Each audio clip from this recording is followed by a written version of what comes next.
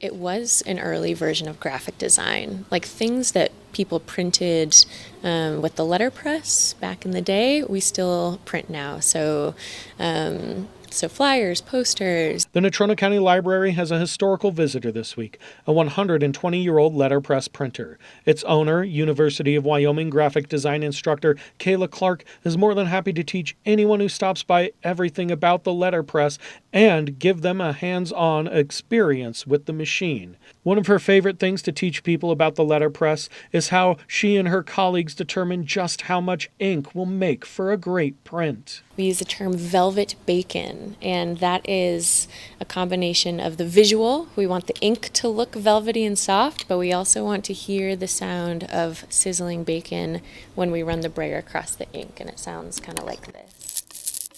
The letterpress was invented in the 15th century by Johannes Gutenberg and uses blocks with raised letters or designs that are then pressed by a roll to transfer ink to paper. The technique was used for newspapers, books, and more, and still sees artistic use today. Basically, individual letter blocks that allowed people to fully, from scratch, create books and quickly manufacture them in ways that you couldn't do when people were just handwriting. So that's kind of the magic of the press, is that it offered, a lot of readership and literature in a mass way that wasn't possible before. That's why I love working with the letterpress. And once we have our wood blocks set and inked, we lay down a piece of cotton paper and roll it through and roll it back. Then we peel it up and we have our print. And Kayla says there's a magic number for the press, 0.0918 inches, also called type high. Anything that creates a layer exactly that thick between the press bed and the paper can in theory be printed using the letterpress. That element and many others make the letterpress not just a tool for mass producing texts, but also an artistic medium. Every print's going to look just a little bit different.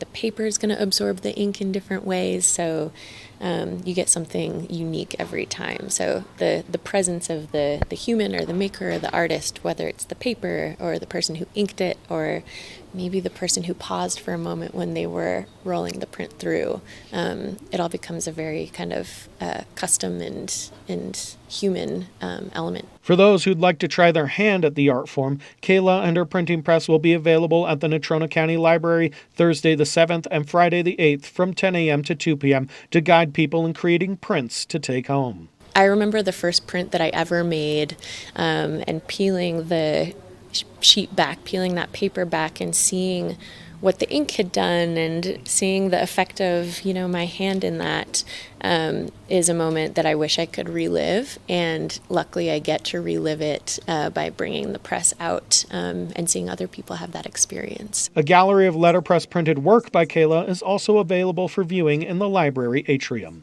Duncan Cowan, Your Wyoming Link, Casper.